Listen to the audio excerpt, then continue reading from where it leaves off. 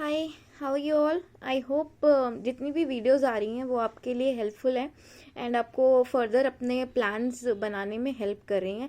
आज मैं थोड़े से कंट्रोवर्शियल टॉपिक पे बात करना चाहती हूँ क्योंकि मुझे लगता है कि ये ना सबसे ज़रूरी है और इस पर लोग बात नहीं करते हैं। लोग ये तो बोलते हैं कि कोचिंग इंडस्ट्री कितनी ख़राब है हर एरिया में, कि लाइक मनी मेकिंग हो गया एट्सेट्रा एट्सेट्रा, बट कोई ये क्यों नहीं बात करता कि हमारी क्या गलती है।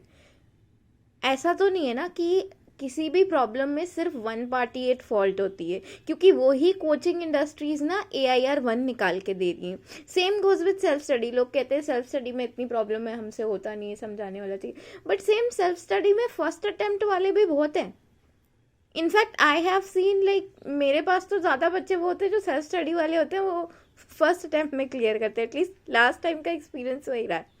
ठीक है, तो प्रॉब्लम कहाँ क्या है अगर उसको समझे, instead of passing the ball वाला गेम खेलना कि जो ब्लेम है ना कभी मेरे कोर्ट में कभी सामने वाले के कोर्ट में। ठीक है, ये करने की जगह अगर हम इस बात पे फोकस करें कि कहाँ पर गैप है और हम उसको कैसे सही करें तो शायद ये बच्चों के लिए बेनिफिशियल होगा। तो मुझे लगा कि जो भी मेरा एक्सपीरियंस है बच्चों के साथ मैं आप लोगों के साथ शेयर करूं, आप लोग इससे सीखो और आने वाले जो भी बच्चे होंगे जो इनरोल करेंगे, आप लोग जो प्रोफेशनल में जाओगे, अगर कोई CSET का है वो एग्जीक्यूटिव में जाएगा तो वो इस वीडियो से सीखे और इन फ्यूचर ऐसी गलतियां रिपीट ना करे। ठीक है, सबसे पहले तो एक चीज समझो, जो क्लासेस हम लेते हैं या आप स्कूल में थे आप पढ़ते थे या फिर आप में से बहुत सारे बच्चे पढ़ाते हो, तो क्या आप ऐसा कर सकते हो कि आप अपने स्टूडेंट्स को सारी चीजें याद करा दो? आप एट सम पॉइंट सिर्फ उनको समझा सकते हो। ठीक है, बाकी सारी चीजें किसके हाथ में? उस स्टूडेंट के हाथ में। एक्स्ट्रा एफर्ट लगाना पड़ना। Same goes here. Professional course में आने के बाद हम क्यों ये एक्सपेक्ट करते हैं कि सामने वाला हमें कुछ इस तरह से पढ़ा दे कि सब हमें एकदम गोल के कहते हैं ना डाल दो हमारे माथे में और बस हम पास हो जाएं। ऑनेस्टली सिर्फ 8 से 10 घंटे कोचिंग में देने से कुछ नहीं होगा। इक्वली सेल्फ स्टडी भी बहुत इंपॉर्टेंट है, इसलिए बहुत ज़रूरी है कि आप अपनी कोचिंग टाइमिंग और अपनी सेल्फ स्टडी टाइमिंग को बहुत अच्छे से अरेंज करें और उसको इम्प्लीमेंट करें। ठीक है, ये उनके लिए बात है जो कि अभी इनिशियली पास करके ज्वाइन करेंगे और एग्जीक्यूट करेंगे उन चीज़ों को। लेकिन जो ऑलरेडी बीच में है, लाइक मान लो कि अब जून में एग्ज़ाम है, अब कोचिंग ले रहे हैं, तो क्या करें? ठीक है, तो ऐसे केस में आपके लिए यही एडवाइजेबल है कि आप ना सिर्फ उतने सब्जेक्ट की कोचिंग लो जितनी बहुत ज़्यादा ज़रूरी है। अगर आपको ऐसे लगता है कि मेरे को सब कोचिंग चाहिए और मेरे को जो है क्या बोलते हैं जून में अपीयर करना है, तो ना एक कैलकुलेशन करना खुद से। अब 12th पास हो तो डेफिनेटली इतने तो समझदार हो ही कि एक कैलकुलेशन कर सको। नंबर ऑफ आवर्स ना काउंट करो। ठीक है, आप 4 सब्जेक्ट की क्लासेस ले रहे हो तो चारों क्लासेस की नंबर ऑफ आवर्स देखो और ये देखो कि आप उसको किस समय तक, कितने घंटे, दिन में 10 घंटे 12 घंटे पढ़ रहे हो, तो उसको क्लासेस को कब तक खत्म करे हो। एंड फिर उसमें ये एलिमेंट ज़रूर डालना आप लोग कि आपको उतने ही इक्वली आवर्स सेल्फ स्टडी भी करनी है। कोचिंग एक रीडिंग है सिर्फ, बाकी की जो 3 से 4 रीडिंग है वो है सेल्फ स्टडी का पार्ट। सिर्फ coaching will never be sufficient, तो stop making it coaching versus self study. It should be coaching plus self study, otherwise कुछ नहीं हो सकता। ठीक है, तो दोनों चीज़ों पे बात करेंगे। अगर मैं एक सेल्फ स्टडी कर रही हूँ सिर्फ, तो मैं कैसे चीज़ों को सॉल्व करूँ, और कोचिंग अगर हम ले रहे हैं तो हम क्या स्टेप्स ले विद कोचिंग जिससे हमारी ना प्रॉब्लम रिजॉल्व हो। और प्लीज़ ये कहना ना बंद करो। अब ऑनेस्टली अभी टीचर्स कितने एफर्ट ले रहे हैं, आप लोगों को चैप्टर वाइज टेस्ट दे रहे हैं, उसके बाद भी ना पता है आप लोग ऐसे बिहेव करते हो कि सारा कुछ ना टीचर की रिस्पॉन्सिबिलिटी है, वो सब कुछ करवा के दे। Honestly that's very disappointing coming from students की ना हमारे तो टेस्ट चेक नहीं होते, हमारे तो ऐसा नहीं होता। अरे भाई खुद भी तो कुछ एफर्ट लो। तो फिर वो सेल्फ स्टडी वाले जो बच्चे हैं जो वो सारी चीजें खुद से कर रहे हैं, समझ भी रहे हैं यहाँ वहां से, तो वो बच्चे नहीं है। लाइबिलिटी नहीं होती किसी टीचर की। एंड आपको भी पता है कि आप जहां जा रहे हो, आप एक मास एरिया में जा रहे हो, तो इट्स अ कॉमन सेंस कि यार इतने पेपर चेक करना, अगर कोई दावा भी कर रहा है तो ये आपकी कॉमन सेंस होनी चाहिए कि ऐसे दावे पूरे नहीं हो सकते।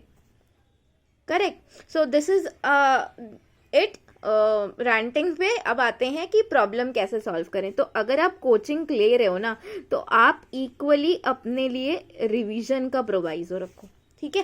कैसे?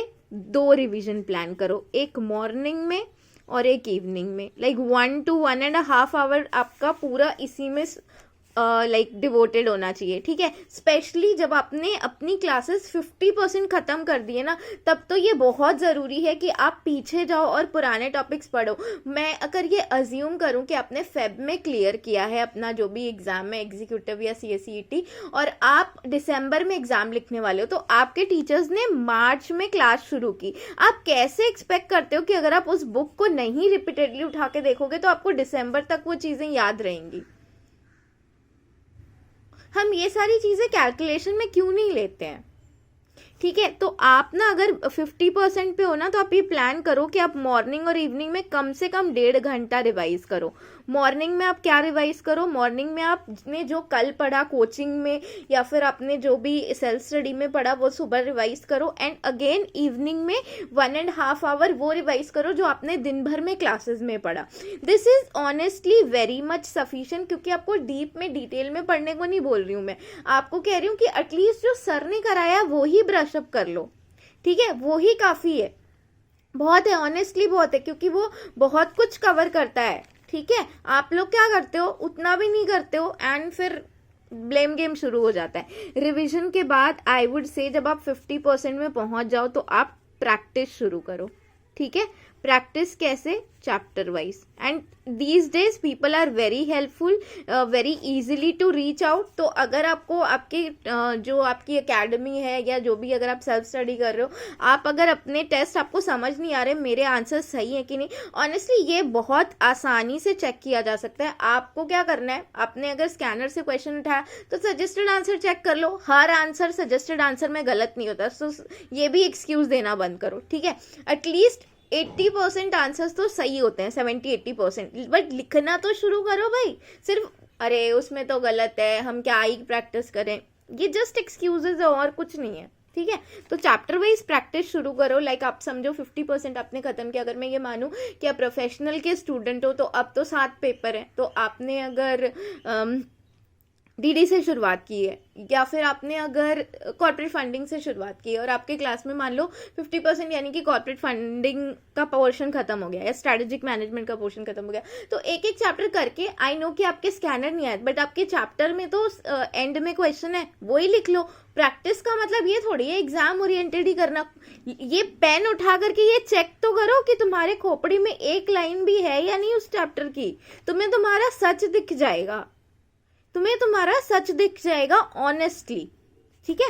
तो ये चीज करना शुरू करो। इससे क्या है, जब पता चलेगा ना कि हम कहाँ गड़बड़ कर रहे हैं, तो you will still have time खुद को सुधारने के लिए। आफ्टर फेब मार्च तुम्हारे पास समय नहीं बचेगा कि तुम चीज़ों को संभाल सको। This is the right time to hold on to things जो जून में एग्जाम देने वाले हैं फर्स्ट टाइम, ठीक है। संभल जाओ, this is very much crucial period. Jan Feb March, जान लगा दो, फिर अप्रैल में स्मूथ जाएगा एकदम, ठीक है। अदरवाइज अप्रैल में बाकियों की तरह जाएगा, फिर बोलेंगे हमें तो रात भर जाग के पढ़ना पड़ा। क्यों पढ़ना पड़ा भाई? पहले से तमीज से पढ़ते, पहले से टीचर्स के साथ चलते, पहले से उनसे क्लास में डाउट पूछते, ठीक है।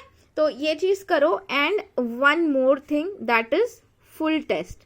आई वुड नेवर से कि तुम टेस्ट सीरीज लो, मेंटोरशिप लो, ये वो हेल्प करता है, ये वो मैं नहीं बोलूँगी, क्योंकि मैंने खुद देखे हैं बच्चे जो बिना किसी थर्ड पार्टी के हेल्प के भी पास कर रहे हैं। तो तुम भी कर सकते हो, बस ये तुम्हें देखना है कि अगर तुम्हें लगता है कि हाँ मेरे को समझ नहीं आता तो क्लासेस लो, तुम्हें लगता है कि तुम पंचुअल नहीं हो तो मेंटोरशिप लो, तुम्हें लगता है कि तुम्हारे आंसर राइटिंग में प्रॉब्लम है तो तुम टेस्ट सीरीज लो। दैट डिपेंड्स कि तुम्हारी प्रॉब्लम क्या है। ये नहीं कि दुनिया भेड़ बकरी की तरह कहीं भी भाग रही हो और तुम भी उनके पीछे पीछे भाग रहे हो।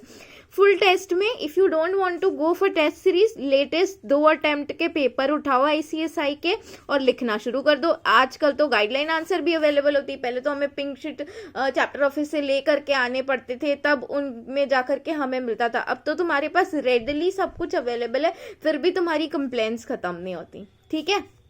बोलोगे आज आपने बहुत सुना दिया, बट मुझे लगता है अगर ये चीज़ें आप मान जाओगे ना, ये चीज़ें आप करना शुरू कर दोगे ना, आप वापस से आकर इस वीडियो के नीचे लिखोगे कि मैम सच में these things worked out for me and I am doing very well now. So thank you so much for listening to me and stay tuned. I'll keep on posting such things जिससे आपका help हो सके and you can also ask me things to do. जो भी मुझसे बन पड़ेगा I definitely try to do all those stuff for you. ये बहुत छोटे स्टेप्स दिख रहे हैं लेकिन इनको करने में जान निकल जाती है, तो लग जाओ इसमें. एंड अगर कोई लड़की है जो कि वर्चुअल लाइब्रेरी ज्वाइन करना चाहती है तो आप मेरे को इंस्टाग्राम में DM कर देना, मैं आपको ग्रुप में ऐड कर दूंगी. ठीक है, हम सुबह और शाम वर्चुअल लाइब्रेरी 7:30 स्टार्ट कर रहे हैं, 7 to 8:30 स्टार्ट कर रहे हैं. और उस टाइम पे आप क्या कर सकते हो, ये अपना रिवीजन शेड्यूल कर सकते हो मॉर्निंग और इवनिंग वाला डेली. उससे क्या होगा कि आपको पता है कि रेस्ट टाइम में मेरे को क्लासेस करनी है एंड सुबह मैम के साथ बैठ करके मुझे अपना रिवीजन करना है सुबह एंड शाम, बस वो फाइनल है. ठीक है, thank you so much for listening to me.